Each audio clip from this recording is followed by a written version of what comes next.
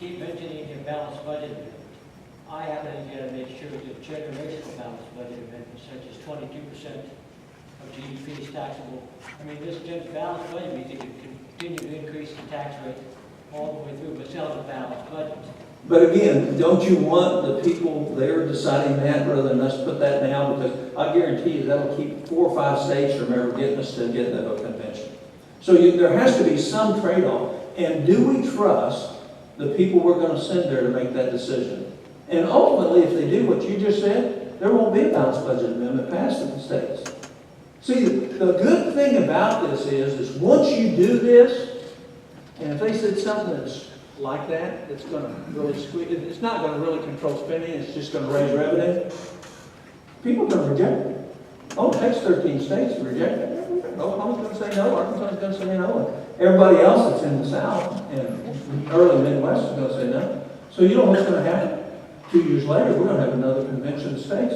They're going to give us a real balanced budget if you can't get a real one. So the point is it's about us becoming active again and controlling our own destinies by using the tools that the founders gave us, the citizens, to change this country, instead of depending on the political elite career politicians. I wanted to address something, and this talk, and because you brought up a really good point, Senator, and I want to take that one step further. Right now, if you take a look at the Article 5 movement, the Convention of States movement, where are we right now? Okay, right now, as a movement, as a Convention of States movement, our organization, we're in spring training. When we can get to convention, that is not the Super Bowl, that is opening day of the season. Okay, why do I say that?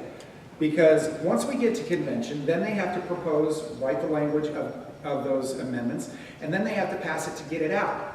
Then we have to make sure, assuming it's a good amendment and we want it, we the people then have to make sure that 38 states ratify it. Okay? But let's say, for argument's sake, that the first amendment that comes out is a simple balanced budget amendment. Let's say we love it. It's got everything we need in it. All the teeth we ever want.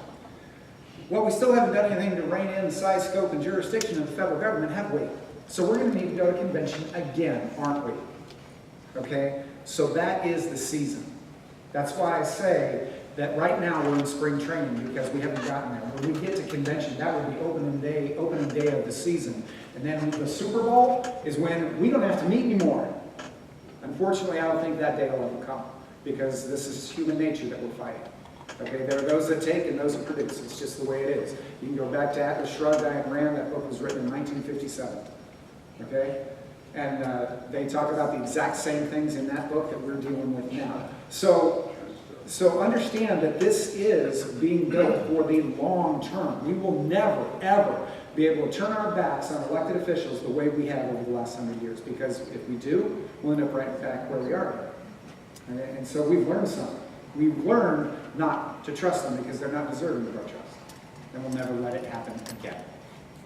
Right.